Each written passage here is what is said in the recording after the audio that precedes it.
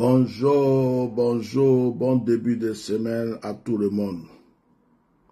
Bon, j'espère que vous êtes bien reposés. J'espère que vous êtes bien reposés. Moi, j'ai essayé de me reposer un peu. Ça m'a fait du bien. Alors, on va reprendre nos directs parce que les gens veulent qu'on se taise. Les gens veulent qu'on se taise, totalement qu'on se taise. Les gens veulent qu'on ne parle plus, qu'on fasse balle à terre, qu'on parle d'autre chose. Les gens veulent qu'on parle de la CAN. Ouais, la CAN. La CAN.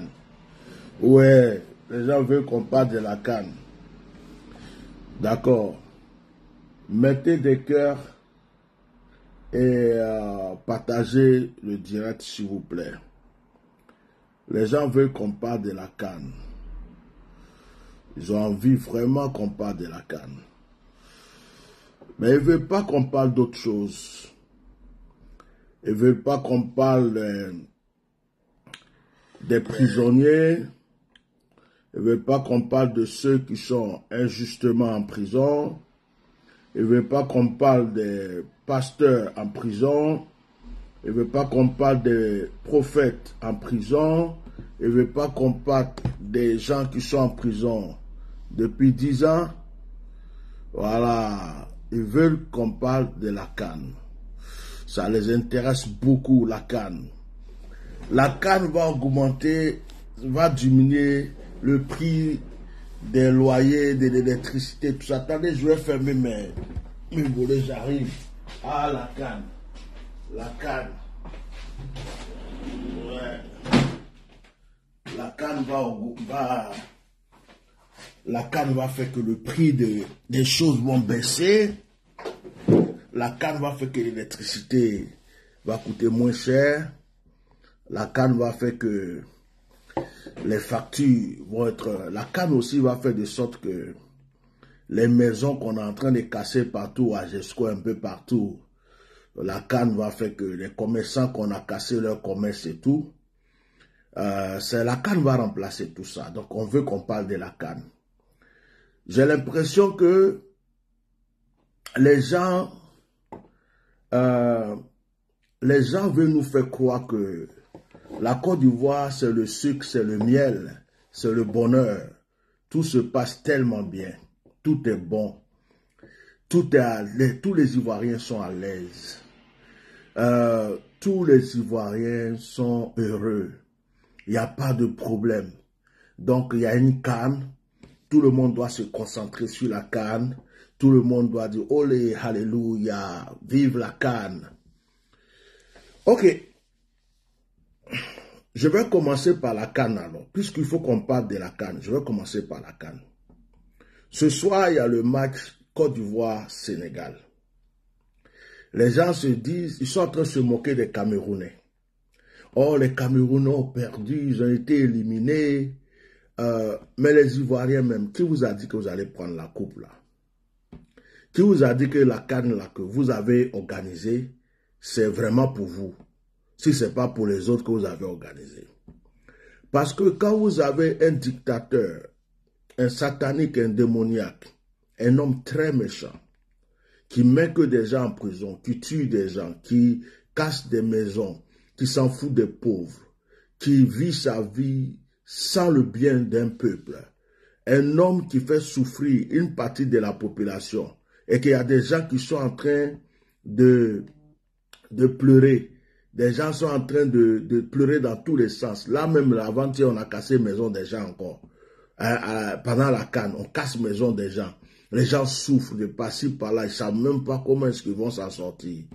Et puis, vous voulez qu'on donne une gloire à cette personne. Parce que si la CAN est gagnée là, c'est lui qui a la gloire, c'est pas vous. C'est lui qui a la gloire, c'est pas vous. Vous allez crier, woye, woye, vous allez boire vos bières, vous allez sauter, aller voir vos petites go, faites vos petites histoires. Mais celui qui est gagnant dans l'histoire, c'est lui. C'est pourquoi on dit, oh, quand Alassane Dramane Ouattara était président, En 2023, il y a eu la CAN. Et il a fait les ponts, il a fait les goudrons, il a fait plein de choses. Et il nous a fait gagner la Coupe d'Afrique des Nations. La CAN, ça sera encore une grade déposée sur sa tête. Mais est-ce que Dieu est en accord avec cette personne déjà, pour commencer? Est-ce qu'il est en relation avec Dieu? Bon, les sacrifices qui ont été faits pour la CAN, là, est-ce que c'est à Dieu ils ont fait ça ou quoi? C'est la première fois que je vois en tant qu'Ivoirien dans une compétition de football où on va dans un village qui s'appelle Akradio, par exemple, où on va brûler la maison d'une vieille femme en disant que c'est cette femme-là qui a empêché les Ivoiriens de gagner. En plus, on fait la promotion du fétichisme, de l'idolâtrie. C'est-à-dire qu'aux yeux du monde entier, on fait une publicité pour dire aux gens que nous, la CAN que nous on est en train de jouer là, c'est avec fétiche que nous on veut gagner. Des musulmans sont derrière ça, des chrétiens sont derrière ça, des animistes sont derrière ça. Ils font publicité du fétichisme. La CAN que nous on a là, c'est sorcellerie. On va attacher les joueurs, on va attacher la tête des joueurs, on va avaler le ballon, on va avaler le, comment on appelle, le poteau. Ça veut dire que jusqu'à même ils vont dans un village qui s'appelle Akradio. Oui, c'est ici, c'est la vieille là. C'est à cause de cette femme-là on a perdu la CAN. Bon, ok. Quand ils ont gagné, quand le Maroc a gagné pour qu'ils reviennent en 8e de finale, ils se disent, oh, la vieille elle a répandu le ballon. Elle a recraché le ballon.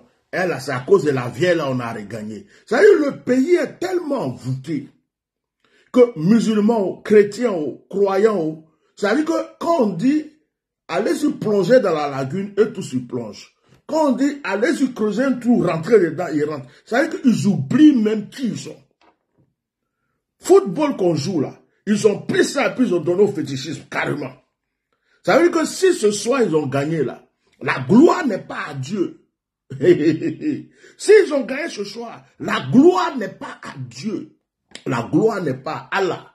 La gloire est aux féticheurs, aux idoles et aux gris-gris. Et puis vous voulez que nous les vrais, nous qui croyons en Dieu, on vient s'asseoir pour dire oui, can que vous avez déjà donné à Satan. Qu'est-ce que nous on va venir faire avec? La canne que vous avez pris pour donner à Lucifer. Lucifer est là du début jusqu'à la fin. Vous avez sacrifié tout ce que vous voulez. Fétiche. Ça veut dire, ballon, c'est devenu fétichisme. C'est pas je sais jouer au football. Hein. C'est j'ai fétiche. C'est concurrence de fétiche. Et puis vous voulez que nous qui croyons en Jésus-Christ de Nazareth, nous qui aimons Jésus-Christ de Nazareth, on vienne s'asseoir pour dire, oh, la canne. Je ne supporterai pas votre fétichisme. Je ne supporterai pas votre idolâtrie.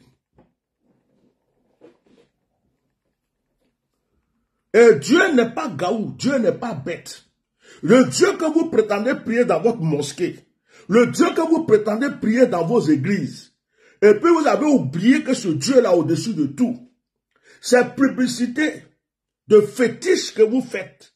Vous voulez gagner une canne, vous voulez gagner une coupe, vous voulez gagner une compétition. C'est le fétiche. Combien de bœufs ont été sacrifiés à Abidjan pour donner aux gens à Bobo un peu partout? Vous avez perdu 4-0.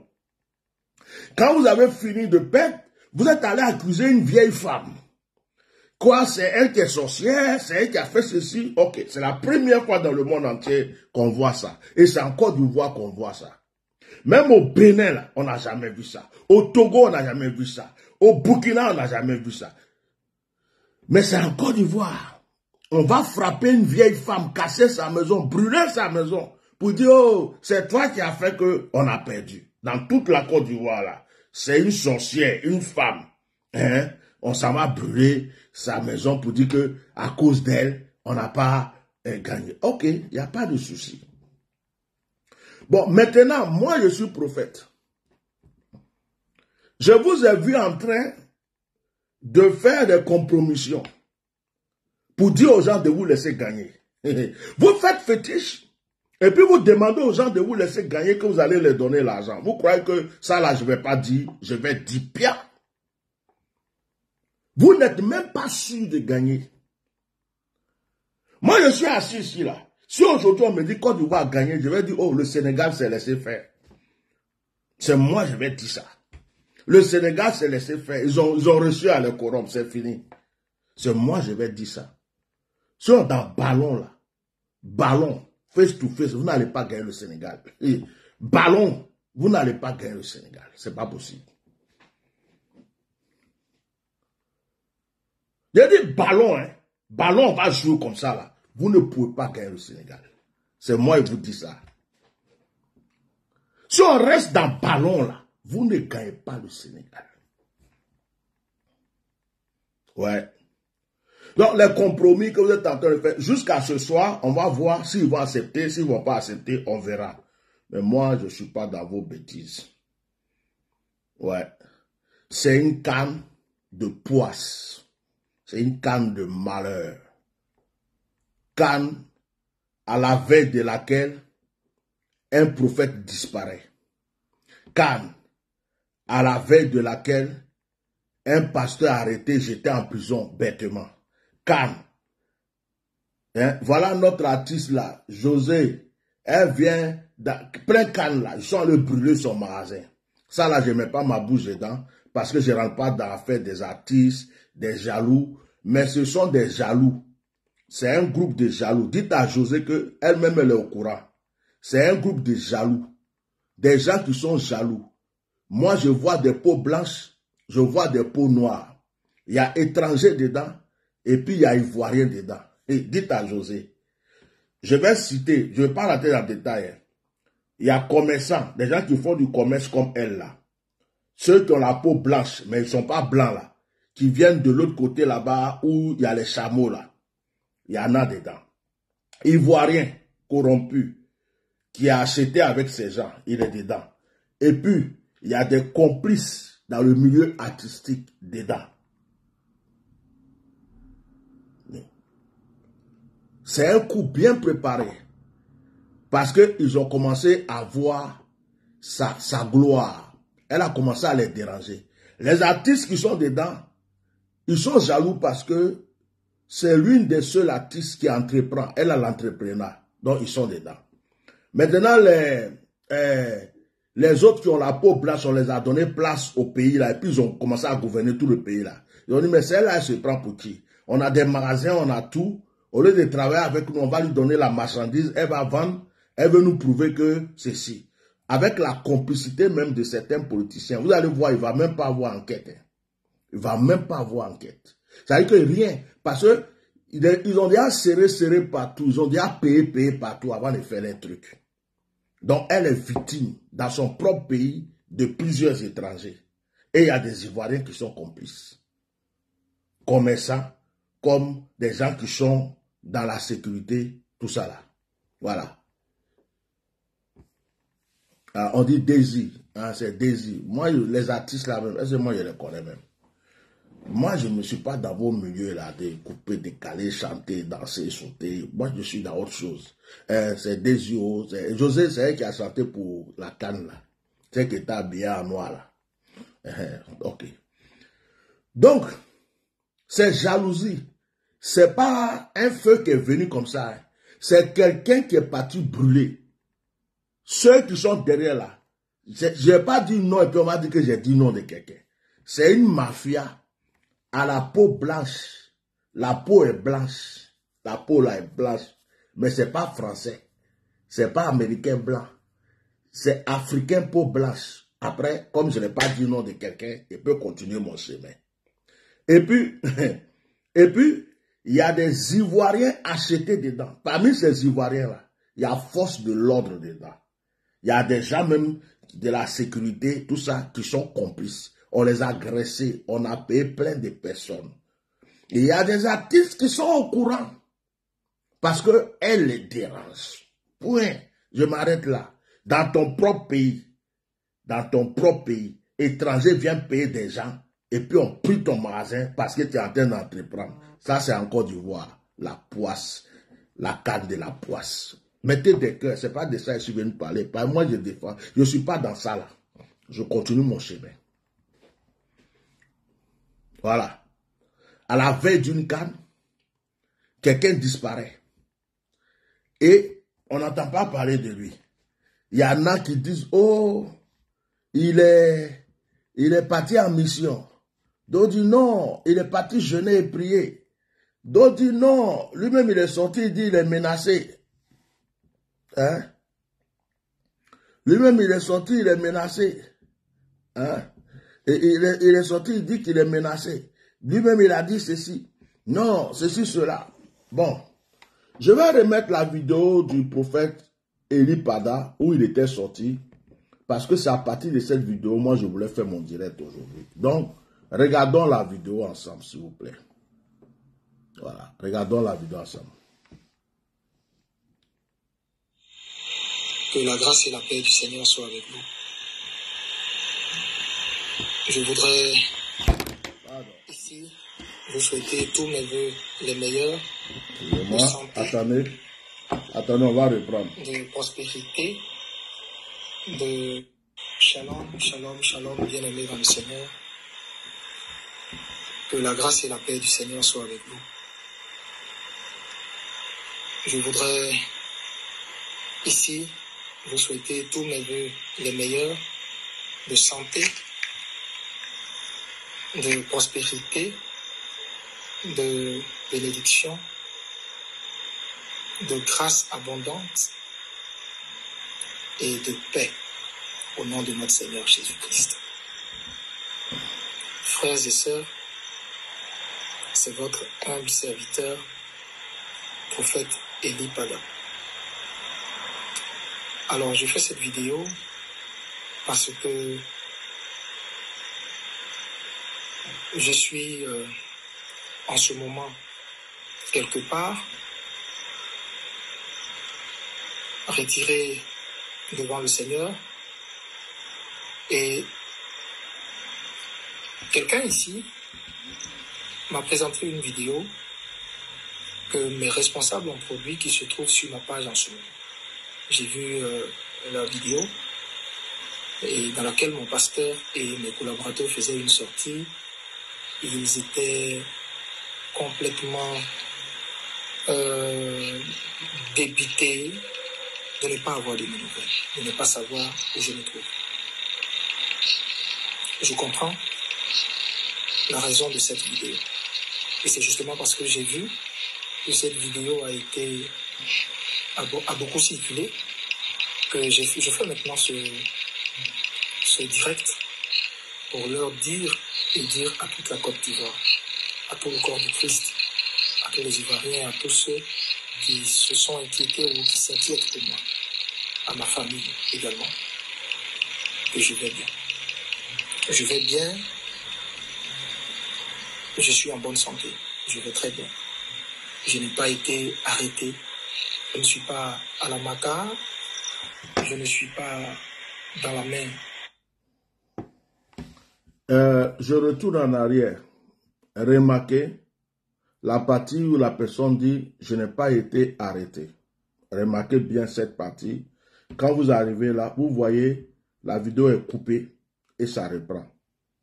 Ça prouve que la vidéo a été montée. Ce n'est pas un direct.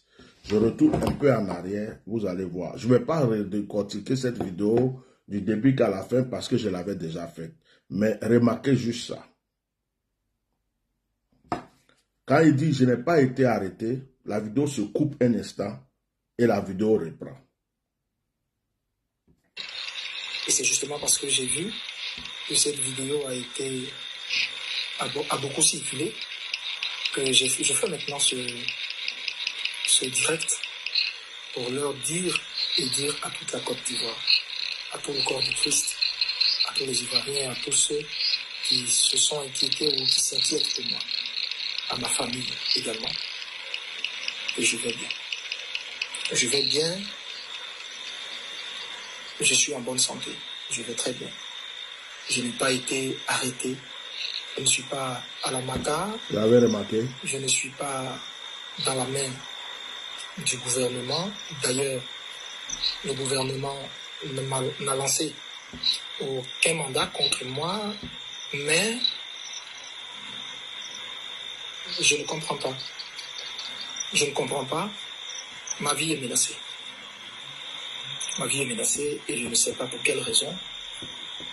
Je ne sais pas qui je dérange. Je ne sais pas qui mon message dérange, qui mes prophéties dérangent. Je ne sais pas. Et quand je vous dis que ma vie est menacée, ma vie est sérieusement menacée. Ma secrétaire reçoit tout le temps Coupez des encore. appels téléphoniques de menaces. Non, À un moment donné, je ne sais pas par quel miracle, on écoute. ils ont mon numéro personnel. On m'appelle pour me faire des menaces. Qui c'est au téléphone? Je ne sais pas. On rappelle sur les numéros ne passent pas. Bon, excusez-moi, je m'arrête 2 secondes. Normalement, quelqu'un qui est menacé, si la personne, quand quelqu'un est menacé, il va porter plainte contre même IS. Mettez des cœurs, je ne vous vois pas réagir sur ce direct. Quelqu'un est menacé, il peut aller porter plainte même contre IS pour dire « je suis menacé, je ne sais pas c'est qui ». Il peut aller faire une déposition. Bon, maintenant, si je suis menacé que je sais que là où je vais aller porter plainte, ceux que je vais porter plainte chez eux là, eux-mêmes m'ont déjà appelé, m'ont menacé. Et que les menaces viennent même la plupart de là-bas. Est-ce que je vais me lever pour aller porter plainte chez quelqu'un qui me menace déjà? Ça, je vous ouvre cette parenthèse pour ceux qui n'ont pas compris certaines choses. Pourquoi tu es menacé? Pourquoi tu ne vas pas porter plainte? Pourquoi? Si les menaces que je reçois viennent du lieu où je dois aller porter plainte, est-ce que ça sert à quelque chose que je me lève pour aller porter plainte? Il y a des gens qui disent, mais ses parents ne font rien. Pourquoi ses parents ne réagissent pas? Si les parents aussi savent que là où ils vont aller porter plainte ou dire notre fils, on ne sait pas où il est ou quoi, les personnes même qui sont là-bas, le fils peut-être a dû leur dire depuis longtemps que, en tout cas, les gens là m'en veulent. Les gens ceci. Donc les personnes chez qui eux vont aller porter plainte là, ils savent déjà que ces personnes-là ont déjà menacé cette personne ou en veulent à cette personne. Est-ce qu'ils auront la force même d'aller leur dire on est venu signaler ceci ou cela? Mettez des cœurs. Moi, je ne vois pas vos cœurs. Je ne sais pas si c'est normal, mais je ne vois pas vos cœurs. Je ne vois pas vos cœurs. Peut-être que certaines personnes mettent des cœurs, mais je ne vois pas. Donc, ce n'est pas grave, on continue. Partagez toujours et mettez les cœurs. Bien-aimé, je suis prophète du Seigneur. Et vous savez, Jésus m'a enlevé très loin. Jésus m'a enlevé très très loin. Avant, j'étais de ceux qui avaient abandonné la main du Seigneur et croyaient que le salut était dans le monde, dans le péché. Jésus m'a ramassé de la boue et il m'a accordé sa grâce. De là où Jésus m'a sorti, je lui dois tout. Je lui dois entièrement ma vie. Et il m'a dit, je t'ai sorti de là pour que tu puisses faire connaître ma voix aux nations. Je ne parle contre personne. Je ne prophétise contre personne. Je suis apolitique. On ne m'a jamais vu avec un homme politique. On ne m'a jamais vu avec une organisation politique. Jamais. Alors là, je me tiens loin de tout ça. Je ne veux même pas avoir d'affinité avec personne. À cause du mandat divin qui est sur ma vie, de la mission qu'il m'a confiée. La mission que je détiens de lui, qui est de rendre. La partie où il insiste qu'il n'a relation avec un homme politique, aucune personne de la politique, ça vous fait penser à quoi? Moi, ça me fait penser à la vidéo, à la prophétie qu'il a donnée sur Sorodium. En l'accusant pour dire, tu es un homme de Sorodium, tu es avec Sorodium, où est Sorodium, par quel moyen il va passer pour venir, qu'est-ce qui se fait. Donc c'est comme si, pour moi, le frère qui parle ici est en train de dire non. Si vous croyez que je suis avec un homme politique, je ne suis pas. Je ne suis pas avec Soro. Moi-même, j'ai donné des prophéties, des révélations sur Soro. Il y a des gens qui m'appellent Soroïs. Donc, c'est comme une manière de dire, détrompez-vous, je ne suis pas avec un homme politique. Je ne suis pas avec celui que vous croyez. Mettez des cœurs. Merci. On continue. Je vais vous parler. Je sais pourquoi je mets cette vidéo. Je mets cette vidéo, c'est pourquoi. Sans compromission. Donc c'est... Oh my God. Compromission. C'est quoi ce blême? Compromission. Donc ce qui fait que je ne suis affilié à... Mettez des cœurs, protégez-moi ce direct s'il vous plaît. Protégez-le. Alors, je suis ivoirien. C'est vrai, je suis prophète, mais je suis ivoirien. Je suis père de famille, je suis marié, j'ai des enfants. J'ai une communauté. Et je ne sais pas quels sont ceux qui font ces menaces. Pourquoi ces menaces? Pourquoi ma vie est menacée? Vous n'avez pas idée du nombre de fois où j'ai dû quitter ma maison précipitamment pour me retrouver ailleurs. Vous avez vu dans la vidéo la lumière derrière? Regardez derrière, vous allez voir une lumière. Regardez bien. Je détiens de lui. Qui est regardez bien. De rendre son message sans compromission. Donc, ce qui fait que je ne suis affilié à aucun parti. Regardez bien derrière, vous allez voir une lumière de ce côté-là. Je suis ivoirien. C'est vrai, je suis prophète, mais je suis ivoirien. Je suis père de famille, je suis marié, j'ai des enfants. J'ai une communauté. Et je ne sais pas quels sont ceux qui font ces menaces. Pourquoi ces menaces? Regardez bien. Pourquoi ma vie est menacée? Vous n'avez pas idée du nombre de fois vous avez vu la lumière j'ai dû quitter ma tout maison à l'heure. précipitamment C'est bien. Pour me retrouver ailleurs. Avec une femme, à l'époque, enceinte. Je dis bien avec une femme enceinte. Et aujourd'hui, ça continue et ça va en s'empirant. Et je ne sais pas. Je ne sais pas. Je ne sais pas. Je viens à la veillée du 31. Vous savez, j'aime le Seigneur éperdument et profondément. Comme je vous ai dit, Jésus... Ce qui me plaît dans cette vidéo, c'est que j'ai l'impression qu'il y a des codes et des messages. Quand la personne insiste pour dire, je dis bien, une femme enceinte, on a l'impression que la personne est en train de dire à ses bourreaux, ses détracteurs, ne me faites pas du mal, s'il vous plaît. Ma femme est enceinte, j'ai un enfant qui doit venir, ne me faites pas du bien. Il insiste vraiment là-dessus. Je dis bien, j'ai une femme enceinte. Ok, on y va, on continue. À cause de l'histoire que j'ai avec lui et à cause d'où il m'a sorti. Là, il s'explique. Frère, le 31, je devrais être à cette veille.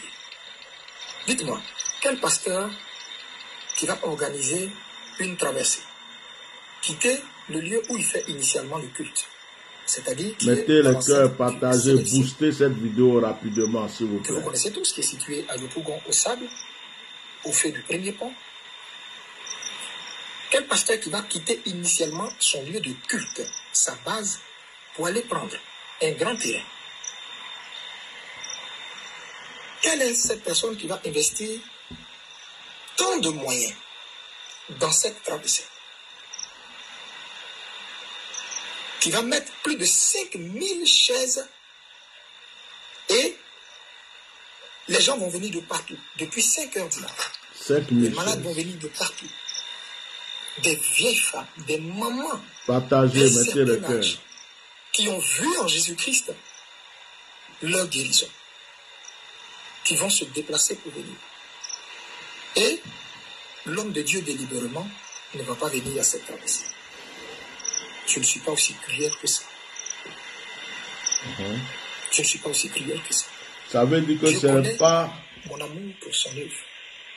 Ça veut dire que ce n'est pas de sa propre volonté qu'il n'a pas été à sa veillée du 31. Qu'il ne pouvait pas rater cette veillée. On y va. Je pense que certains parmi vous qui m'écoutent, qui me côtoient, qui côtoient la cité de Dieu, ou qui regardent ces yeux-là, peuvent témoigner. J'ai aimé la partie là. Mettez les cœurs, s'il vous plaît. Qui regardent ces yeux-là. Bon, excusez-moi. Une maman connaît son enfant. Un papa connaît son enfant. Une femme connaît son mari. Des gens qui sont à côté, des enfants connaissent leur papa. Ceux qui ont l'habitude de côtoyer quelqu'un le connaissent. Ils parlent. Et puis ils donnent un signal. Qui regarde ces yeux-là. Comme s'il disait, regardez mes yeux vont vous parler. Regardez mes yeux vous parlent. Est-ce que je ressemble à quelqu'un qui est à l'aise? Est-ce que je ressemble à quelqu'un qui a la paix du cœur? Est-ce que je ressemble à quelqu'un qui est en train de parler de sa propre volonté? Il dit, il regarde ses yeux. Celui qui me connaît, quand il regarde ses yeux-là, ses yeux. Donc vous qui le connaissez là, revoyez la vidéo et puis regardez ses yeux. Même quand il est effrayé de voir, si c'est comme ça, ses yeux sont. Quand il n'est pas content, si c'est comme ça, ses yeux sont. Quand il est fatigué, si c'est comme ça, ses yeux sont. Vous qui le connaissez, regardez ses yeux. Il dit qu'il voit ces yeux-là. Donc c'est un code. Je repars un peu. Pour son œuvre. Et je pense que certains parmi vous qui m'écoutent, qui me côtoient, qui côtoient la cité de Dieu, ou qui regardent ces yeux-là, peuvent témoigner de l'amour que j'ai pour Dieu, que je sais avec foi. Je regarde ces yeux-là. Donc je ne peux pas déplacer toutes ces personnes et puis ne pas délibérément venir. Je ne suis pas venu parce que ma vie... J'ai entendu encore le bruit de l'âme. Moi, ce bruit-là, ça me fait quelque chose. Hein. Et en même temps, il change d'attitude, il commence à parler autrement. Regarde. Peuvent témoigner de l'amour que j'ai pour Dieu, que je sais avec fougue, avec zèle. Donc, je ne peux pas déplacer toutes ces personnes et puis ne pas délibérément venir. Je ne suis pas venu parce que ma vie était menacée. Oui, ce 31, ma vie était menacée. J'ai voulu forcer pour venir, même jusqu'à la dernière minute, jusqu'à ce que le Seigneur lui-même se révèle maintenant clairement à moi, à travers une vision pour me dire, voici, des gens sont là et qui attendent de mettre la main sur toi. Est-ce que vous avez entendu comme si quelqu'un faisait... Est-ce que vous avez entendu ça? Je ne sais pas avec qui il est, mais écoutez bien. Moi, je veux que vous suivez un peu cette vidéo-là, parce que c'est avec celle-là, je vais dire quelque chose. Écoutez. J'ai voulu forcer pour venir, même jusqu'à la dernière minute, jusqu'à ce que le Seigneur lui-même se révèle maintenant clairement à moi, à travers une vision pour me dire, voici, des gens sont là et qui attendent de mettre la main sur toi. Comme si on disait à quelqu'un, vous avez entendu, non? C'est comme ça a sonné. Il faut bien écouter. Écoutez bien. Voilà. Je remets vite fait. Jusqu'à ce que le Seigneur lui-même se révèle maintenant clairement à moi, à travers une vision pour me dire, voici, des gens sont là et qui attendent de mettre la main sur toi. Des gens sont là. Qui sait, je ne sais pas. Je ne sais absolument pas du tout. C'est la mort dans l'âme. J'ai dit au Seigneur, mais qu'est-ce que je fais? Il m'a dit, ne te rends pas à cette veille. Partagez, mettez les cœurs. C'est la mort dans l'âme que j'ai dû me résoudre à ne pas venir à cette veille. Il a envie de pleurer même. Et c'est comme ça qu'il va me dire. Sa voix change, il a envie de pleurer. N'entre en contact avec personne de ton staff. Je te dirai où tu dois aller. Tu resteras là et tu seras devant ma face jusqu'à ce que je te donne d'autres instructions. Et les 3 mois là, il t'a pas dit tout ça, mon fils. Tu seras devant moi, tu te tiendras devant moi dans la prière jusqu'à ce que je te donne 3 mois passés, il t'a pas dit ça.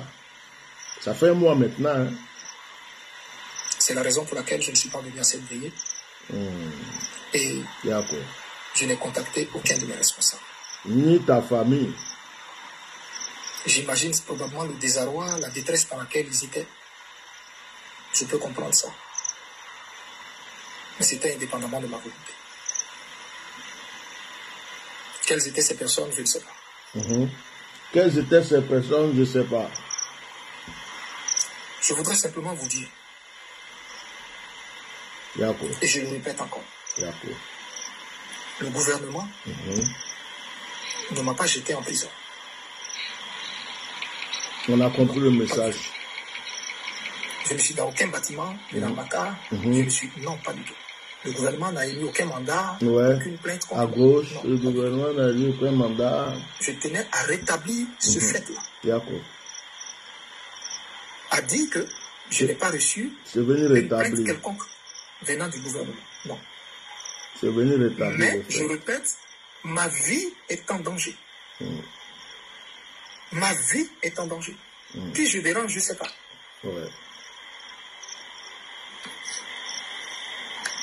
Qui je dérange, je ne sais pas. Je ne sais pas, c'est vrai. On dit de laver les mains.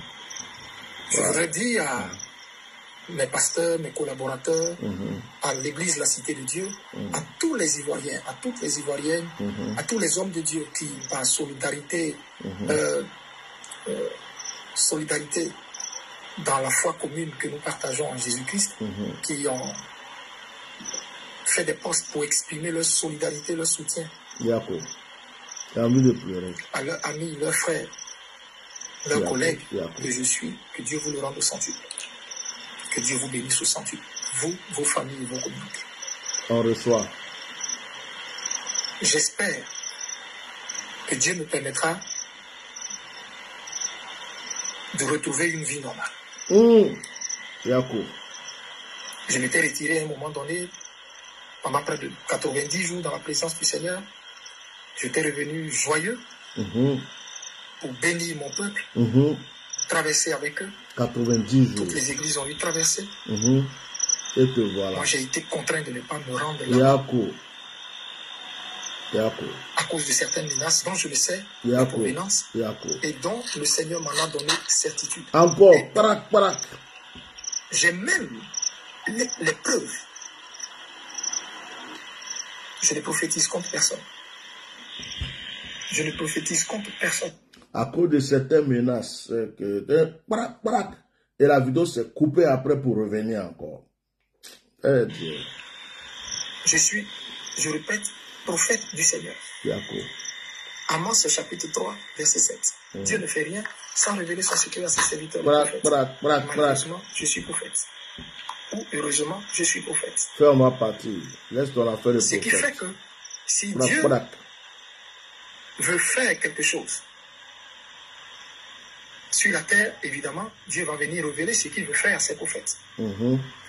Soit en bien, soit en mal. Il est en train de les expliquer l'évangile. Avant que Dieu ne fasse quoi que ce soit, Dieu va le révéler à ses prophètes. Shalom, prophète Samuel. Il est en train de leur lire l'évangile. Est-ce à cause de cela On veut me tuer? Que ma vie connaît toutes ces menaces? Je sais pas. D'accord. Je sais pas. D'accord. Mais je rends grâce à Dieu qui, dans sa bonté, me tient. D'accord. Je rends grâce à Dieu qui, dans sa bonté, me garde. Tu es en train de Alors, je prier. ne voudrais pas que les gens s'alarment pour aller dans tous les sens et dire je suis détenu ici, je suis détenu là, voici ce que le gouvernement a fait, etc. et autres. Pas du tout. Pas du tout. Il y a une réelle menace Ouais. qui plane sur ma vie. Ouais. Qui plane sur moi. Ouais. J'espère que Dieu permettra qu'on ait tous le fin mot de cette histoire. Oui. Je vais m'arrêter là. C'est la vidéo que mes responsables ont fait qui circule, qui m'a fait sortir. D'accord. Pour rétablir les choses. Au moment opportun. Comme le Seigneur m'a dit, tu ne te rends pas à cette veillée. Va là où je vais t'indiquer. Là, tu te tiendras devant moi, dans la prière. Tu resteras devant moi, dans la prière, jusqu'à ce que je t'instruise à nouveau, jusqu'à ce que je te parle à nouveau. D'accord. Quand il me permettra de refaire une sortie, probablement, je vous donnerai un peu plus ample détail sur tout ça. D'accord. Que Dieu vous bénisse. D'accord. Regardez la fin, comment il va partir. Que Dieu bénisse la Côte d'Ivoire. Regardez comment il va partir. Et que sa paix qui surpasse toute paix soit avec vous. Regardez la fin, comment il va. On dirait qu'il a dit, voilà. Il regarde. Quand il a fini, il fait. Et puis il regarde les gens qui sont là pour dire, bon, j'ai fini, on s'en va ou pas. Regardez cette partie-là, et puis je vais parler. Regardez, il regarde, il dit, j'ai fini maintenant. Qu'est-ce qu'on fait? Tu ne te rends pas à cette veillée. Regardez bien. Va là où je vais t'indiquer. J'ai fini. Là, tu te tiendras devant moi, dans la prière. Tu resteras devant moi, dans la prière, jusqu'à ce que je t'instruise à nouveau, jusqu'à ce que je te parle à nouveau. Donc, quand il me permettra de refaire une sortie, probablement, je vous donnerai un peu plus ample détail sur tout ça. Regardez. Que Dieu vous bénisse. Oui, et à la fin. Que Dieu bénisse la Côte d'Ivoire. Regarde comment il va partir. Et que sa paix qui surpasse toute paix soit. Très bien. Amen. Amen. C'est comme si, bon, il fait Amen. Amen. Et puis il regarde. Bon, il y en a qui vont dire, mais pourquoi il ne lâche pas cette affaire-là? Il n'a pas autre chose à faire. Vraiment, pourquoi il ne laisse pas tomber cette affaire? Il n'a pas autre chose à faire. Il y a des gens qui vont dire ça. Mettez les cœurs. Moi, je ne sais pas, mais je suis possédé un peu par cette affaire. Beaucoup de gens peuvent lâcher, mais ça m'arrive en tant qu'humain que j'ai envie de me reposer. Hein.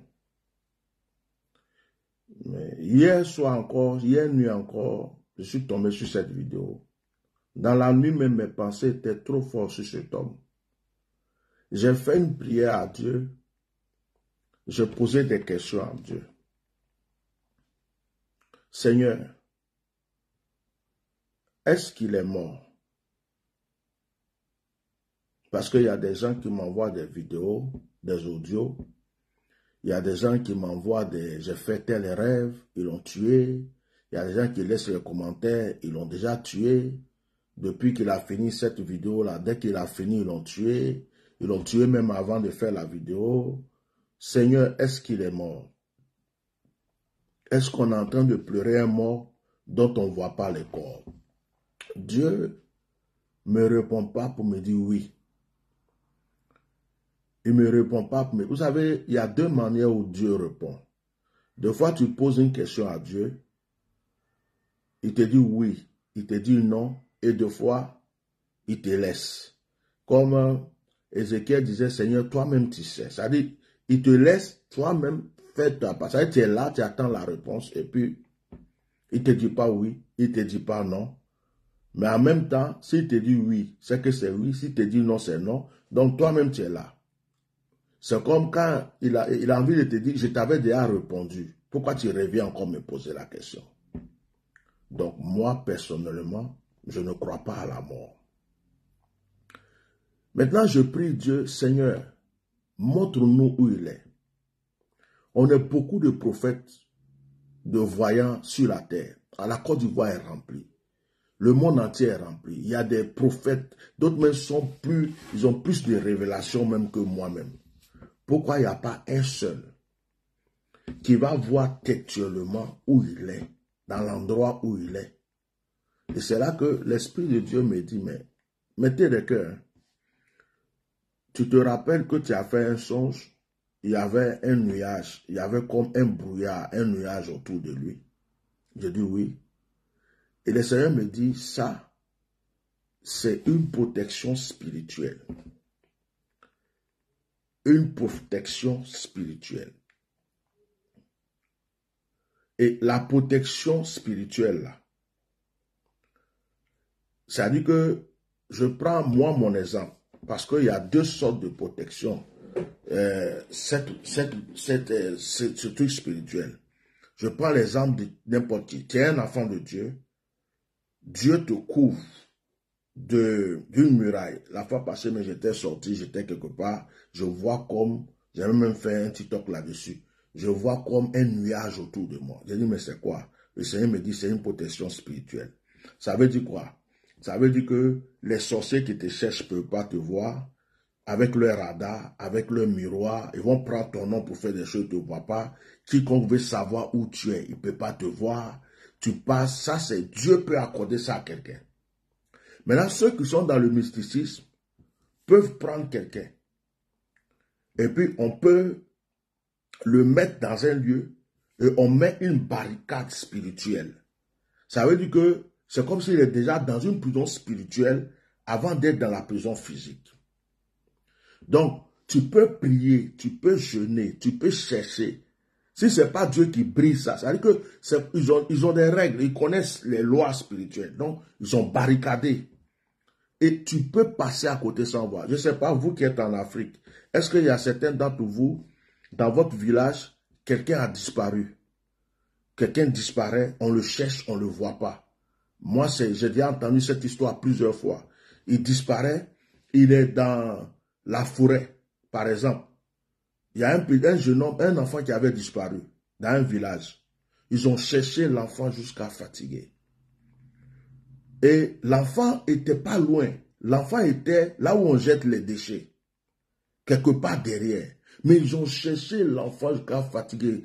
L'enfant est resté là-bas des années, ils ont fait le deuil de l'enfant. On dit l'enfant est mort. On dit l'enfant est mort. Et vous savez ce qui s'est passé? Quelques années plus tard, on voit l'enfant en train de revenir au village. Les gens disent, mais attends, c'est pas lui là qui était mort, tout ça. On a pleuré ici, on a fait son deuil, qu'est-ce qu'il y a? Et l'enfant qui lui a dit, non, moi je vous voyais. Quand vous passez là, et il commence à décrire les choses. Quand vous m'avez cherché là, vous avez fait ça. Toi, tu avais fait ça. À chaque fois, quand vous passez, j'étais dans tel endroit. J'étais avec des entités, des esprits. Ils me donnaient à manger, ils me nourrissaient, ils faisaient ceci. Je n'étais pas malheureux, mais ils ne m'ont pas donné la permission de sortir. Mais moi, je vous voyais, mais vous ne pouvez pas me voir. Donc, c'est vrai que les entités là ont encerclé l'enfant. L'enfant était comme dans une prison spirituelle.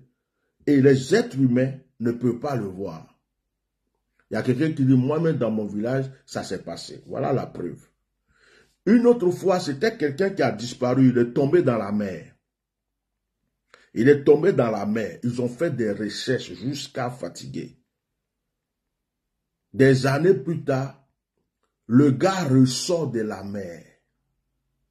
Il ressort de la mer. Quand il tombait dans la mer, il n'avait même pas beaucoup de cheveux. Il ressort de la mer avec des cheveux comme ça, son visage a changé. Il est devenu même plus beau même qu'avant. C'est là qu'il va expliquer que ce sont des esprits qui l'ont pris pour le mettre dans la mer. Il était là, ils l'ont nourri, ils ont fait ceci et qu'ils l'ont ramené. Et en réalité, quelqu'un dit, j'avais une soeur qui avait disparu pendant 7 ans dans la forêt du village, une petite forêt. Voilà, quelqu'un est en train de témoigner. Et quand il revient comme ça, là, il revient, soit il devient très riche, il devient très puissant, ou bien il a des dons de révélation, il a des dons, il devient une autre personne. Parce que les génies, les entités l'ont pris pour faire quelque chose de lui. Donc, pourquoi j'explique ça? Il y a le cas où le Seigneur nous protège, où on est là, où moi je suis là par exemple, il y a des gens qui sont en train de consulter leurs fétiches, leurs gris-gris, comment ils vont avoir ce monsieur, comment ils vont faire du mal à une tête, à chaque enfant de Dieu, que le diable en veut, les gens font. Mais pourquoi ils n'arrivent pas à te localiser? Pourquoi ils n'arrivent pas à te... Parce que Dieu t'a barricadé d'une muraille. Si le Seigneur, il y a des gens qui vont prendre ton nom, ta photo, ils vont aller vous consulter. Tellement que tu es barricadé, on ne peut pas voir où tu es, qui tu es. Quand ils voient, c'est-à-dire qu'ils voient flou, c'est pas possible qu'ils te voient.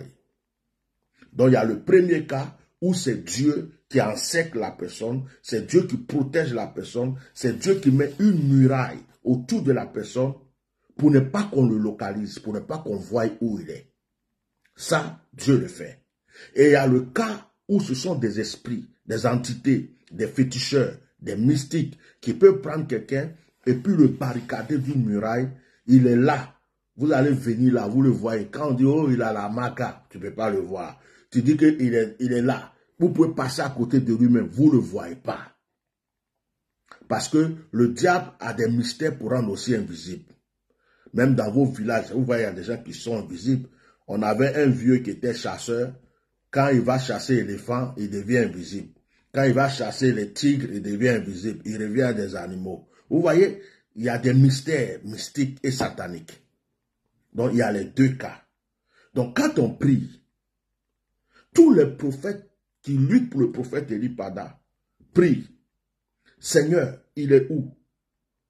C'est lorsque on a eu l'histoire de la maca. On nous a dit, il a la maca. Tout le monde a bondi sur la maca. Après, on dit, il a la destinée. Tout le monde a bondi sur la destinée. Et il y a des gens qui ont aussi eu des révélations de loin. Il y a quelqu'un, j'ai un grand-père qui avait disparu comme ça. Il a passé une semaine dans la forêt. Ok. Vous voyez? Donc, aujourd'hui, je m'appuie sur cette vidéo. Pourquoi j'ai pris cette vidéo? Je vais vous expliquer quelque chose. J'ai mis la vidéo de la mort et de la vie. Ou de la vie. Il y a beaucoup de personnes qui s'appuient sur cette vidéo pour dire que le prophète Eli Pada lui-même s'est retiré. Et que lui-même, il est venu dire à tout le monde que sa vie était menacée. On retient le mot, sa vie était menacée. Il y a même des gens qui disent, mais pourquoi ta vie était menacée, tu n'as pas porté plainte? Il y a des gens qui disent que pourquoi ta vie était menacée et puis tu n'es jamais allé porter plainte. C'est parce que certainement il croyait en son Dieu, il se disait que les gens ne peuvent rien le faire et en même temps, moi personnellement qui suis assis ici, quand j'ai donné une révélation sur le prophète Eli Pada et que je lui ai dit de faire attention, il y a un complot contre lui, j'avais fait une vidéo où j'ai demandé à ce qu'il parle avec moi. Je dis devant Dieu, j'ai eu le prophète Eli Pada au téléphone. Et le prophète Eli Pada m'a dit qu'il est menacé. Avant même tout ça. Parce que moi, j'avais reçu des révélations. Donc, j'ai cherché à ce qu'il m'entende, je lui ai donné des conseils. Il m'a dit que sa vie était menacée. Mais dans la vidéo qui est là, on a l'impression qu'il est en train de dire que... Il dit que sa vie est menacée. Bon, maintenant, concernant les plaintes du gouvernement, c'est même le pasteur Ba Jonathan et Makoso Kami sont sortis en défendant la cause du gouvernement. Ils sont sortis et c'est eux qui ont dit de leur bouche, d'ailleurs devant tout le monde, qu'il y avait des plaintes contre lui Il n'était pas venu répondre à ces plaintes. Il y avait des convocations. Et nous savons, dans nos enquêtes aussi, qu'on a pu faire sur certains de ces enfants, ça veut dire que la DST, la police était venue plusieurs fois là-bas pour le chercher. Il n'était pas là, il était en retraite. Mais c'est le même Eli Pada qui a arrêté, qui dit que le gouvernement n'a aucune plainte contre lui, le gouvernement n'a rien fait. Or, nous savons que ces personnes sont passées régulièrement dans cette église. Ils ont cherché régulièrement à le voir, mais il n'était pas là. Ils ont envoyé des convocations. Ils ont entendu ses secrétaires autres. Ils ont même pris le téléphone de tout son entourage. Ils ont pris le numéro de tous ceux qui sont sur le téléphone. Tout le téléphone de la plupart de ceux qui sont dans l'église, qui sont proches de lui, sont sur écoute à ce moment. Est-ce que vous me comprenez? Si les gens de l'église et certaines personnes proches de lui ne réagissent pas trop, c'est parce que tous leurs téléphones sont sur écoute. Tous leurs téléphones sont sur écoute. Est-ce que vous me comprenez un peu? Bon, et la personne dit, ma vie n'est pas menacée. Bon, comment, si une autorité n'a rien contre quelqu'un, on peut envoyer des gens le rechercher plusieurs fois, on n'arrive pas à le voir, et on attrape son équipe, on les met en garde à vue toute une journée, et puis on prend tous les téléphones, et puis on met les téléphones sur écoute. C'est bizarre. On met les téléphones de son entourage sur écoute. On prend le téléphone de la secrétaire, et on prend toute la liste des gens qui le connaissent, qui ont appelé, qui sont en contact avec lui, et on met toutes ces personnes-là sur écoute. Pourtant, on n'a rien à se reprocher dans l'histoire. Vous n'avez rien à vous reprocher, et vous prenez le téléphone du secrétaire de la personne, vous prenez toute la liste, vous mettez tout le monde sur écoute. Est-ce que ça, c'est pas une intimidation, et c'est pas une menace, c'est pas une manière de faire taire les gens? Voilà où est le problème. Des gens veulent qu'on dise qu'ils ne sont pas dans l'histoire. Des gens veulent qu'on dise qu'ils n'ont jamais menacé, ils n'ont jamais rien fait, ce n'est pas eux. Et en même temps, ces mêmes personnes envoient des convocations à la personne, il n'est pas là. Ils cherchent à le prendre, il n'est pas là.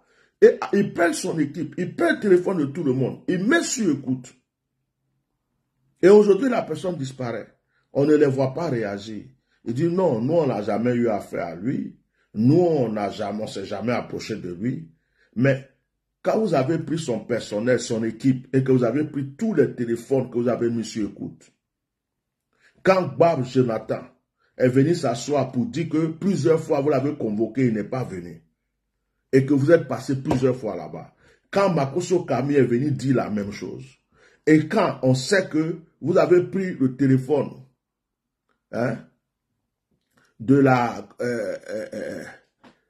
comment on appelle,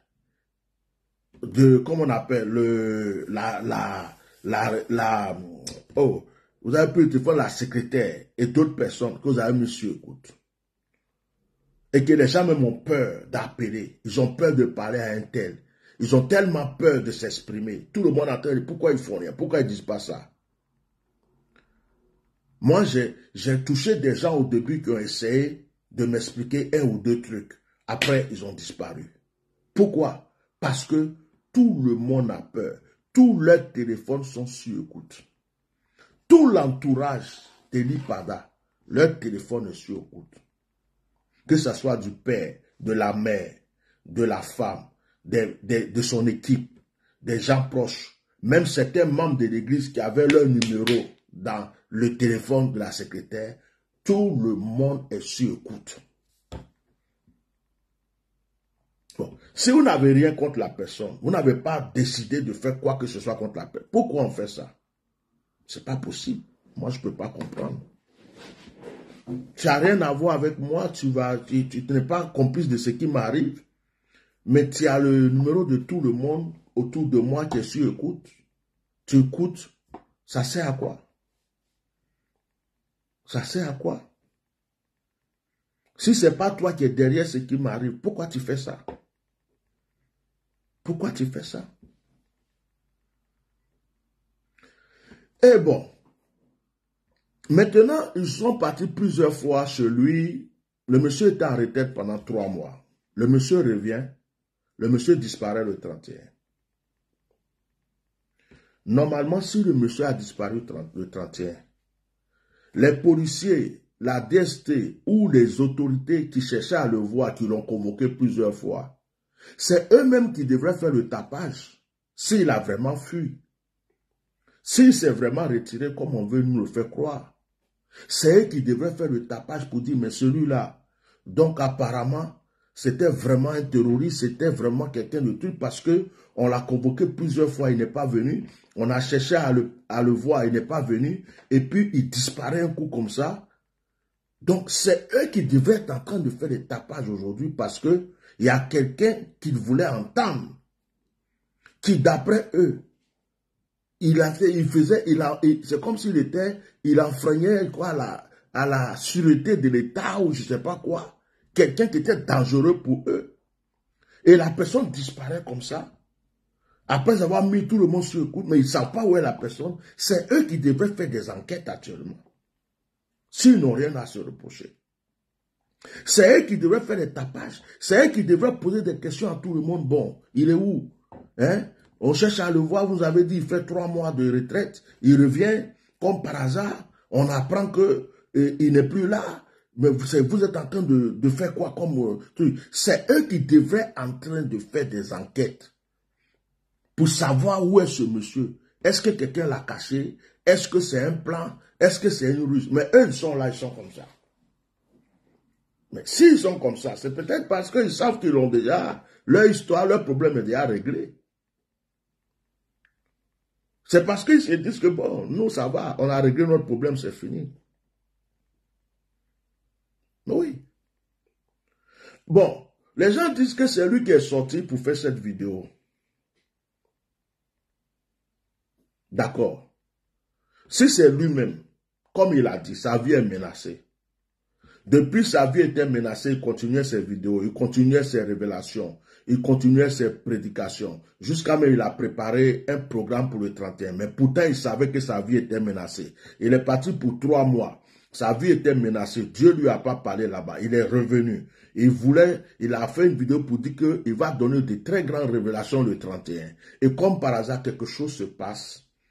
Et puis c'est là qu'il se rend compte que sa vie est menacée. Il disparaît le 31, où il a mis presque 500, je ne sais pas combien de chaises, des dépenses énormes, et puis il disparaît.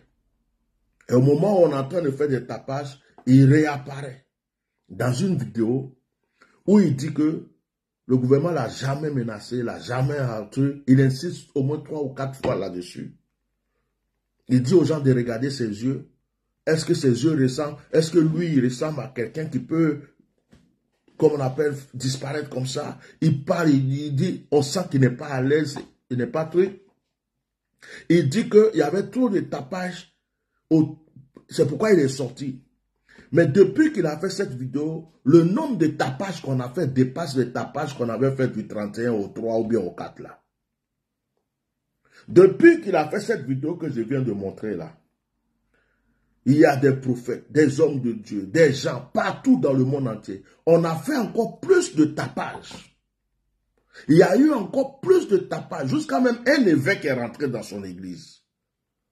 Il y a eu plein de tapages. Jusqu'à même son fils, son pasteur a été accusé d'être complice. Il y a eu des tapages. On a fait tapage pour 2 jours, 3 jours, il est sorti. Et voilà plus de 3 semaines, on fait des tapages. Et on ne voit plus la personne. Ressortir pour mettre de l'ordre. Pour dire non, calmez-vous. Je suis là. Je suis bien portant. Mais je ne peux pas vous dire où il est. La personne est sortie 2 jours après, on va dire. Dès qu'on a commencé à dire qu'il était à la Maca, il est sorti rapidement dans le noir. Pour nous dire non, non, non, ce que vous pensez, c'est pas ça. Je ne suis pas emprisonné. Je ne suis pas à la Maca. Je ne suis pas à la DST. Il n'y a personne qui a mis la main sur moi. Le gouvernement, c'est moi-même. Et depuis ce jour, nous, on ne l'a pas écouté. Il voulait nous donner un message, mais on n'a pas écouté son message. On a fait même plus de tapage qu'au début, là, où il est sorti. Et la personne, on n'entend plus parler de lui. Son église est en train de se vider petit à petit. Son pasteur est accusé d'être ceci ou cela. Il est en train de pleurer pour dire à tout le monde, non, je suis innocent, je n'ai rien fait. Un faux évêque avec qui il ne pourrait jamais marcher, monte sur sa chair pour faire n'importe quoi. Des hommes de Dieu prêchent contre lui pour dire des choses et ceci, cela. Tout le monde raconte ce qu'il veut. D'autres donnent des révélations ici, à gauche, à droite, des songes. Et puis la personne qui est sortie 2 jours pour essayer de mettre de l'ordre, pour dire non, non, non, je ne suis pas ceci, je ne suis pas cela, je suis à tel endroit. Depuis ces 3 semaines-là, depuis le 31 jusqu'à aujourd'hui, la personne ne peut pas sortir pour nous dire, je vous avais dit ceci, je vous ai dit cela, je vais bien, tout va bien. Comme si la personne n'a plus de force pour parler, la personne n'a plus le courage de parler, la personne ne peut plus parler, ou la personne n'existe plus. Bon, comment vous voulez que nous, on comprenne cette histoire? Et on a un gouvernement dans ce pays, il y a une sécurité. On a vu un procureur qui a pris des enfants qui ont commenté autant de Didier Arafat, qui ont fait des choses et les a jetés en prison. On a vu un procureur qui regarde les réseaux sociaux pour attraper des gens pour jeter en prison. On a vu un pays, où il y a des caméras partout, tu ne peux même pas te cacher pour faire quelque chose. On a un pays où on peut localiser n'importe quel téléphone. Ils n'ont pas pu localiser ce téléphone-là que quelqu'un a pris pour filmer le prophète dans le noir. Il y avait de la lumière derrière. Ça veut dire que ce n'était même pas dans une brousse. C'était quelque part. La route n'était même pas loin. Il y avait des phares de voitures qui éclairaient. Il y avait une torche. Il y avait une lumière. On entendait des bruits. Ils n'ont pas pu localiser ce pays où il y a une sécurité comme la Côte d'Ivoire. Ils n'ont pas pu localiser. Ils ne peuvent pas savoir où était la personne qui a fait ça. Pourtant, on nous dit qu'on est en sécurité. Nos frontières sont surveillées. Nos frontières sont ceci. Nos frontières sont cela. Tout va bien chez nous. Et on ne peut pas, une personnalité dont le monde entier parle, dans un pays qui a disparu, ils ne peuvent rien faire. Ils n'arrivent pas. C'est une histoire qui les dépasse. Ça veut dire que s'il y a un terroriste qui rentre en Côte d'Ivoire aujourd'hui, qui commence à mettre des bombes partout, le gouvernement ivoirien ne saura pas comment l'arrêter. C'est ça qu'on veut nous faire croire. On veut nous faire croire que n'importe qui peut sortir de la frontière du pays et rentrer comme il veut. N'importe quel malfrat peut être en Côte d'Ivoire, tuer quelqu'un, ressortir, s'enfuir, sans qu'on l'attrape. On veut nous faire croire que les portes, les frontières de la Côte d'Ivoire sont ouvertes à tout le monde. Il n'y a aucune sécurité, il n'y a aucune caméra, il n'y a rien, il n'y a aucun service de renseignement, il n'y a aucun service de sécurité. C'est ce qu'on veut nous faire croire dans l'histoire de l'IPADA. Et mais nous, on ne peut pas accepter ça. On ne peut pas croire ça. Ce n'est pas possible. Soit ils sont coupables, complices, donc ils laissent faire les choses, ou soit, mais ils ont leurs mains dedans. Cela ne peut pas rester comme ça. Si c'était un problème, c'était quelqu'un qui s'était levé en Côte d'Ivoire pour faire même une vidéo contre qui que ce soit, une vidéo pour dire, oh, aujourd'hui là, le gouvernement a fait ceci. Même les gens qu'on casse leurs maisons en Côte d'Ivoire, même les gens qu'on casse leurs maisons en Côte d'Ivoire, n'osent même plus faire des vidéos pour dire, ils ont cassé ma maison, je ne sais pas où je vais dormir. Les gens n'osent même plus se plaindre en Côte d'Ivoire. On peut leur faire ce qu'on veut. Ils sont là et puis ils rigolent avec la vidéo. Je suis dépassé, je ne sais plus qu'est-ce que... Ils ont peur. Parce qu'ils savent qu'après cette vidéo-là, ils vont les attraper, ils vont les jeter en prison. La prison est remplie des gens qui sont en prison à cause de leur téléphone, en Côte d'Ivoire. Simplement le téléphone. Commentaire ou quelque chose, c'est fini. On a un frère qui a quitté la Côte d'Ivoire, il est parti au Mali ou bien au Sénégal, parce qu'il avait filmé un jeune musulman, il avait filmé des gens qui dormaient, comme on appelle, dans un cimetière, quand ils ont cassé leur maison. Il a fui, il était obligé de quitter le pays. Voilà la Côte d'Ivoire. Et aujourd'hui, là, les gens sont motivés sur la canne, la canne, la canne, la canne. Or, il y a la vie d'une personne qui est là. On a un gouvernement qui est là, qui dit,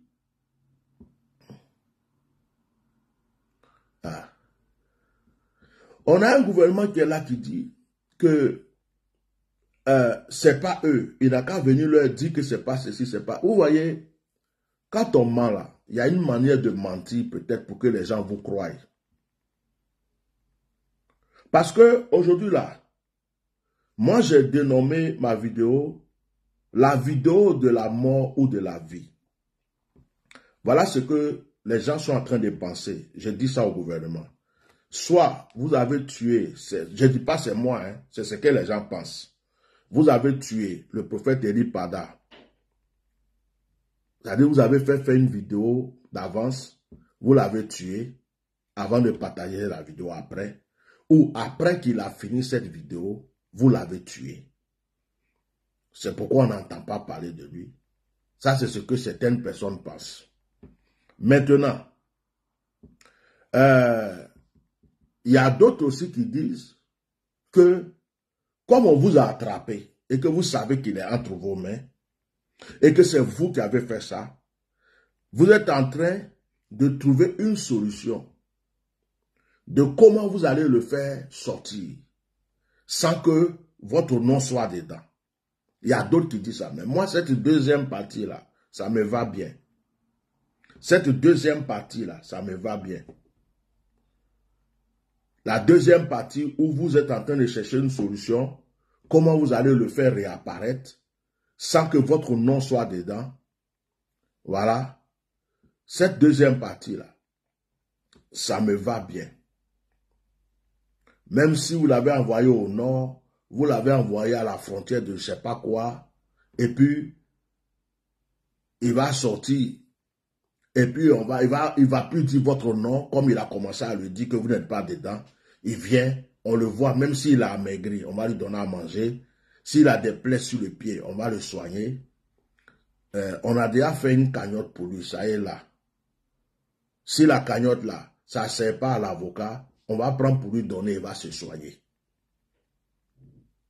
Il va manger, sa femme va prendre pour prendre soin des enfants. C'est pour lui qu'on a fait ça, ça est là. Donc, soit,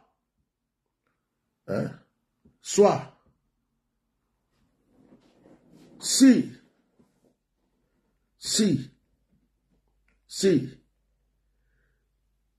vous ne savez plus comment le faire sortir, parce que tous les yeux sont sur vous, c'est vous qui voyez. C'est vous qui voyez. Alors, quelqu'un qui a une famille, il a une mère, il a un père, il a des enfants, il a une femme, qui est quelque part, qui ne peut communiquer avec aucun d'entre eux. Il a même, on peut dire que tous ceux qui sont à Abidjan là, ils sont sur écoute, d'accord. Mais il a des parents en France. Il a des parents en Europe. Il a des parents à l'Occident.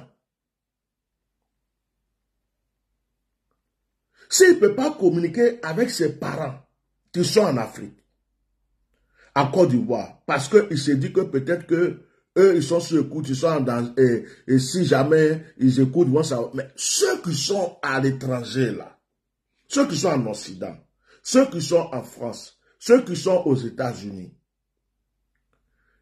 ils pouvaient quand même parler à une personne d'entre eux pour dire, ah, c'est moi. L'appeler même en vidéo quelque part, ou bien même le prouver que c'est lui, pour dire, écoute, il faut dire discrètement à papa et à maman, trouve un téléphone, ou bien touche quelqu'un d'autre pour aller les voir, pour leur dire ceci, pour leur dire cela. Mais les parents même sont en train de pleurer jusqu'aujourd'hui, ils ne savent pas où est leur fils. Aujourd'hui, l'espoir des parents, c'est nous et l'avocat. Les parents sont comme les gens qui sont à Abidjan qui ont peur. Si on parle, on va nous tuer. Si on s'exprime, on va nous tuer. On attend d'abord, si l'avocat commence, on va s'appuyer sur l'avocat pour parler. C'est l'avocat qui va commencer. C'est-à-dire que si on doit aller faire une déclaration pour dire que quelqu'un est perdu, il a disparu, il préfère que ce soit l'avocat qui aille faire ça. Ils suivent l'avocat. Donc les parents, ils n'ont que leurs yeux pour pleurer. Pour pleurer. Une mère peut sentir quand ça va. Moi, ma maman, quand elle vivait, je suis à Abidjan. À ce moment, le téléphone cellulaire n'existait pas. Quand je me décide aujourd'hui, je dis je m'en vais voir ma maman.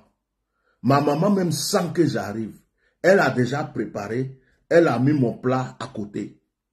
Quand je viens, je rentre dans la cour, j'arrive net, elle dit, oh, je savais que tu allais venir. Voilà, il y a ton plat qui est là, il faut prendre, tu vas manger. Il n'y avait pas de téléphone. Une maman sent quand ça va chez son enfant ou quand ça ne va pas. Voilà la vidéo d'Eli Pada que je viens de montrer là. C'est la vidéo de la mort ou de la vie. Il y en a qui veulent qu'on se taise. Ils pensent que souvent, leurs petites menaces, leurs petits commentaires, leurs quoi. Mais je vous dis qu'il y a un seul jour pour le Seigneur. Alassane Dramane Ouattara, je le dis très bien aujourd'hui, n'est pas Dieu. Et celui qui n'est pas Dieu meurt. Seul Dieu qui ne meurt pas. Je ne dis même pas le mot ne sera plus au pouvoir. Parce que quand tu es vivant et puis tu n'es plus au pouvoir, là, tu es toujours vivant, non? Mais celui qui meurt, là, quand il est mort, c'est fini.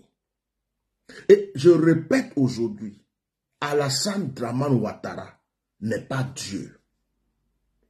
Il y a un seul Dieu. Il y a un seul Dieu. Donc, il y a des gens qui oublient que nous respirons tous et qu'il y a quelqu'un qui respire, quel que soit son rôle, il va mourir un jour. Et quand cette personne ne sera pas là, il y a des gens qui oublient que les situations peuvent changer. Les données peuvent changer. Les attitudes peuvent changer. Les comportements peuvent changer. Même des lois qui ont été créées peuvent changer. Quand on dit par exemple que voiture de plus de 10 ans ne rentre pas, si Alassane Dramane Ouattara meurt, si celui qui est là dit voiture de plus de 5 ans, de 10 ans peut rentrer, ça va rentrer. Quelqu'un peut être vivant, créer toutes les lois qu'il veut. Quand il meurt, là, si on veut changer tout ce qu'il a créé, on change. Vous comprenez? Et il y a des Ivoiriens qui sont sur des conneries comme ça. Oui, la canne par-ci, la canne par-là. De la manière que Dieu vous a honni avec le Sénégal, avec, comme on appelle, la Guinée équatoriale 4-0, que le Seigneur continue à vous honnir. Que le Seigneur continue à vous honnir. Parce que vous ne méritez pas la joie. Vous ne méritez pas la joie. Vous ne méritez même pas de chanter pour dire, oh, on a gagné.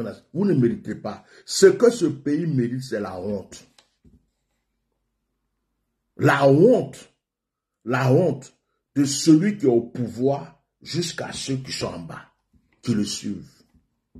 La honte. La vidéo d'Eli Pada que j'ai montrée tout à l'heure, cette vidéo est témoin. Voilà comment je vais terminer mon direct.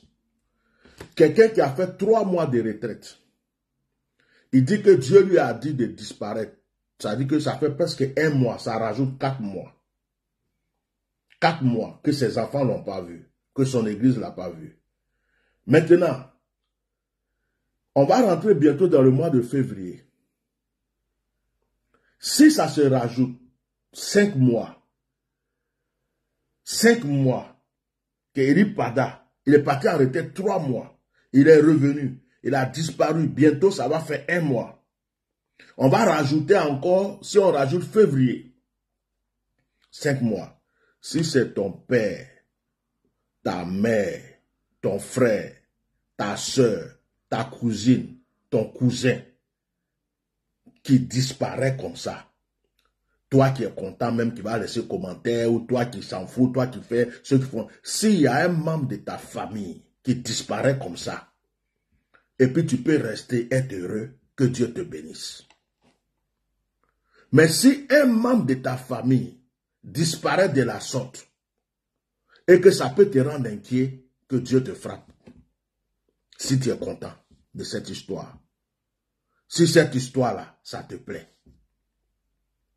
Si cette histoire te fait plaisir, qu'on parle de la vie de quelqu'un, et puis tu es content. Si ton père, ta mère, quelqu'un de ta famille, quelqu'un de proche, un de tes enfants, si tu as un enfant, ton propre enfant qui a mieux au monde, un de tes enfants, ton cousin, ton frère, même père, même mère, n'importe qui que tu aimes, vit ça, il disparaît, il a pris 3 mois, tu ne l'as pas vu, il revient, il disparaît encore, 1 mois, tout le monde dit, oh, il est où, tu n'as pas de ses nouvelles, tu ne sais pas où il est. Après, ça se rajoute 5 mois, peut-être que ça va arriver 6 mois, et que tu peux dormir tranquille, que Dieu te bénisse. Mais si ce n'est pas possible pour toi de vivre ça et puis dormir tranquille, et que tu viens insulter des gens, et que tu condamnes ce qu'on dit, que Dieu te maudisse, et que ce malheur arrive dans ta famille. Ce n'est pas compliqué. On dit c'est ce que tu veux, tu souhaites qu'il va t'arriver. Ce que tu veux que ça arrive aux autres, là, ça va t'arriver aussi. C'est tout.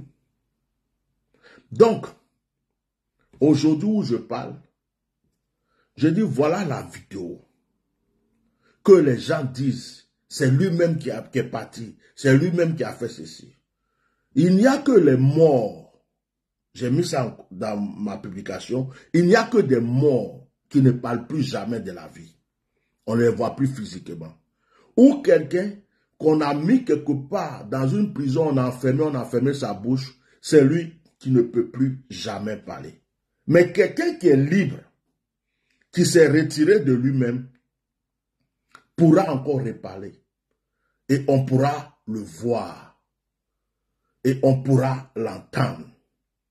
Donc, si il n'est pas entre vos mains, si vous ne l'avez pas tué, si vous ne l'avez pas séquestré, si vous ne l'avez pas enfermé quelque part, ça veut dire que cette personne est libre de pouvoir s'exprimer, de donner de ses nouvelles, sauf si vous avez fait tout le reste que je viens de citer. Ce matin, je vais encourager la famille du prophète Eli Pada. Je vais encourager tous ceux qui aiment cette personne. Il y a des gens qui font des audios, des vidéos. Il y a des gens qui viennent dire, oh, il est déjà mort, oubliez-le. Il y a des gens qui disent, oh, il a mérité cela. Il y a des gens qui disent, de toute façon, c'est lui-même qui s'est enfui. Il y a des gens qui racontent leur vie. N'écoutez plus personne.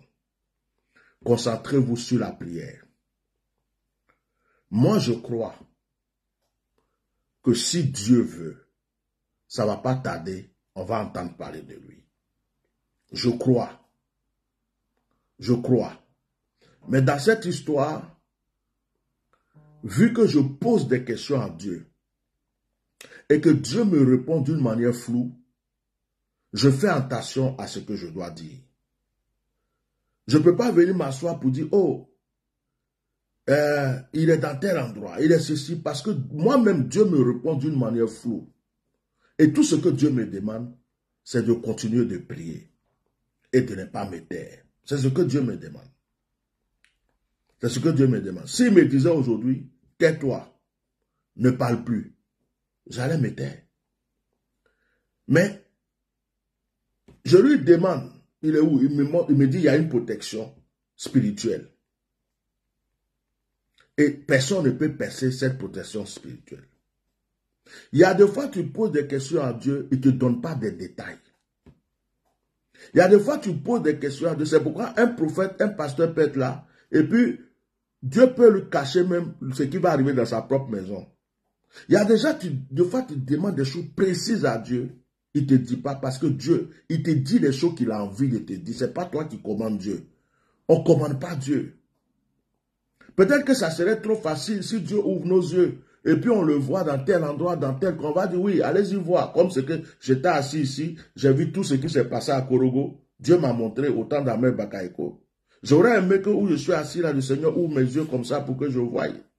Pour vous dire, écoutez, allez-y dans tel endroit, vous tournez dans tel coin, vous arrivez là, il y a une petite maison ici, il y a ceci là, vous allez, ceux qui ne me croient pas là, allez-y. Je demande aux parents de prendre la police et puis d'aller vérifier dans tel endroit, il se trouve là. Si Dieu ouvrait nos yeux, c'est comme ça on allait parler. Mais le Seigneur lui-même nous laisse dans une situation comme si lui-même il est en train de régler quelque chose. Et puis, il ne veut pas nous donner certains détails qui vont faire que ça sera comme si c'est nous qui sommes en train de régler la chose. Et on est dans un flou. On est dans un flou. Mais en même temps, on a nos raisons. En même temps, quand on fait nos enquêtes, en même temps, quand on voit certaines réactions, tout ce que nous disons, nous ne croyons pas que nous avons tort. Donc, qu'est-ce qu'on va faire? C'est prier. Prier pour la vie du prophète Eli Pada. Prier pour sa famille. Ressentir la douleur de sa maman, de son papa, de sa femme, de ses frères et sœurs. C'est comme tu as quelqu'un qui souffre ou tu as quelqu'un qui est dans le malheur et puis on te dit ne parle pas. Merci prophète Sami. Même le prophète Sami témoigne. C'est comme si on fait du cache-cache spirituel avec nous. Aujourd'hui tu le sens là. Tu vois, tu es en train de prier, tu sens il est là. Demain tu vois il est là. C'est comme si spirituellement on nous cache quelque chose. Il y a comme une muraille spirituelle qui est là pour dire personne ne peut transpercer cette muraille là. Et maintenant pourquoi Dieu laisse faire? Est-ce que c'est lui qui permet cette muraille parce qu'il a un combat à mener lui-même et il ne veut pas que nous on rentre dedans? Ça c'est Dieu seul qui sait. Parce que si le Seigneur voulait depuis là qu'on ait la révélation précise pour dire il est là dans tel lieu, à tel endroit, tel ceci, on a beaucoup de prophètes quand même. On a beaucoup de prophètes. Même si moi je ne vois pas, une autre personne peut voir. Il y a même des fidèles, quand ils font rêve, même c'est clair. Mais tout est flou chez tout le monde. Parce que spirituellement, c'est fermé. Spirituellement, c'est fermé. J'étais assis ici, tout ce qui s'est passé à Korogo, j'ai vu. J'ai vu des choses dans la forêt, tout. J'ai été même voir chez le roi. J'ai vu sous le lit du roi. J'ai vu plein de choses. Je suis assis ici et puis j'ai vu. Mais cette fois-ci, Dieu ferme les choses comme ça. Tu as des révélations quand tu vois, tu dis, Seigneur, c'est quoi? C'est son âme que tu me montres, il est déjà mort ou bien qu'est-ce que tu es en train de dire? Comment quelqu'un peut se promener dans un désert, dans un endroit perdu, il est triste, il est là, qu'est-ce que tu veux me montrer? Dieu ne te répond pas. Après, tu vois quelqu'un qui est couché, c'est comme si on fait des cérémonies autour de lui, mais Seigneur, qu'est-ce que c'est ça? Après, tu vois quelqu'un qui est emprisonné, qui est dans... Mais Seigneur, qu'est-ce qui se passe que tu ne veux pas nous montrer? Comme s'il y a une muraille spirituellement autour de la personne. Mais il y a une chose qu'on doit retenir dans la sortie du prophète Eli Pada. Il a dit, ma vie est menacée. S'il vous plaît. Ma vie est menacée là. Ça veut tout dire.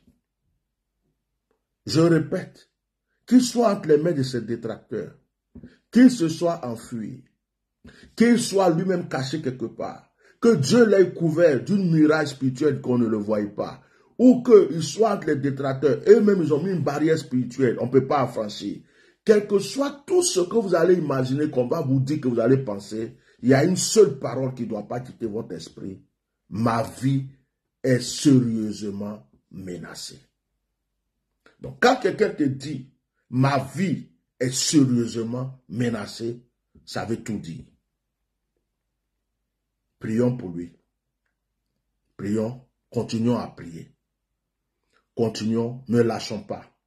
Chaque jour que Dieu fait, les gens veulent qu'on se taise. Actuellement, les gens veulent qu'on parle que de la CAN. Qu'on parle de Sénégal et Côte d'Ivoire. Mais s'il vous plaît, continuez à partager les photos du prophète Eli Pada. Continuez à partager ces vidéos.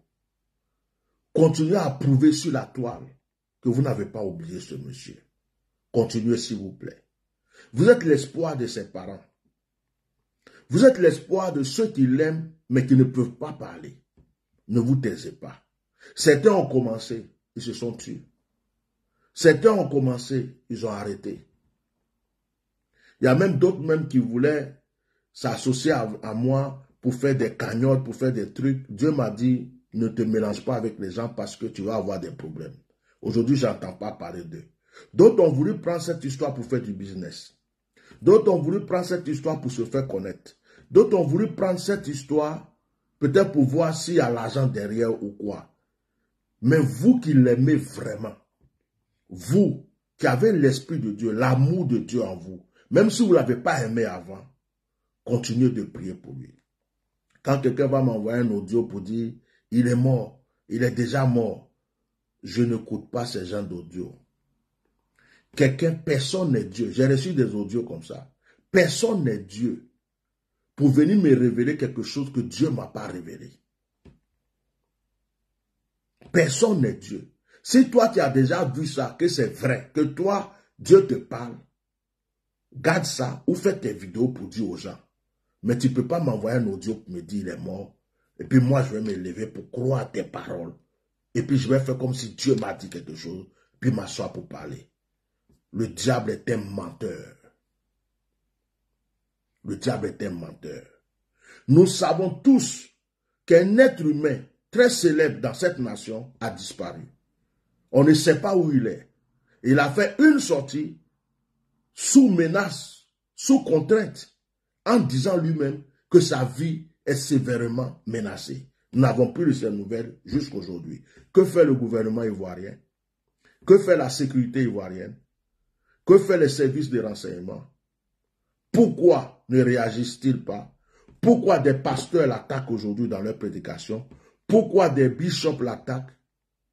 Pourquoi des gens, malgré qu'il n'est pas là, font des vidéos pour l'insulter, pour l'attaquer? Ça veut dire qu'il avait beaucoup d'ennemis et sa vie est menacée. On peut ne pas savoir où on s'en fout de où il est, mais nous savons que sa vie est menacée. Et mon dernier message, c'est au gouvernement. Pour leur dire, à travers la vidéo d'Eli Pada, cette vidéo, je vais vous dire cela, peut-être que ça ne va pas vous plaire, cette vidéo.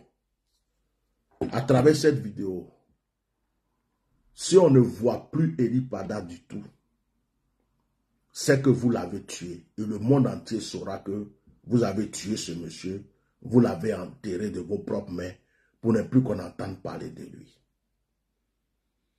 Ce que je dis là, ne croyez pas que si on ne voit plus ce monsieur, vous êtes en paix, que les gens vont laver leurs mains. Tous les Ivoiriens, tout le monde entier dira, ils ont tué un prophète. Ils ont caché son corps pour qu'on ne le voie plus jamais. Ça, c'est le message que je vous adresse. Et cette affaire-là, ça vous suivra partout. Nous espérons que ce ne soit pas le cas. Et nous voulons voir notre frère. C'est pourquoi je vous donne juste des conseils par rapport à vos intentions, que vous sachiez que il y a des choses qu'on ne fait pas, que même si on dit on fait ça en cachette, ça va apparaître publiquement. Maintenant, s'il s'est retiré lui-même, vu tous ces tapages, ces trucs qu'on fait, je pense qu'il réapparaîtra. Et Dieu apaisera nous tous nos cœurs. Maintenant, si vous voulez, lavez-vous les mains, mais déposez-le quelque part. Nous allons prendre notre frère. Même si nous devons le pleurer, nous devons quand même le voir son corps. Et si nous devons manger, chanter, danser avec lui, nous voulons le voir vivant. Que Dieu bénisse chacun de vous. Passez un bon début de semaine. Comme je sais que ce soir, il y a football, que tout le monde sera concentré sur le football, j'ai profité de ma journée pour faire ce direct que je vous demande de partager massivement. Et ceux qui prient avec moi, si Dieu veut, Nous allons certainement nous rencontrer ce soir, mais je me dis, à cause de leur match là, comme je ne sais pas à quelle heure c'est, je vais laisser les gens regarder, parce qu'il y a des gens qui se cachent pour regarder quand même. Et puis on verra après leurs résultats. Voilà, que le Seigneur bénisse chacun de vous. Et merci pour votre présence et merci pour vos partages. Shalom et bonne journée. Merci.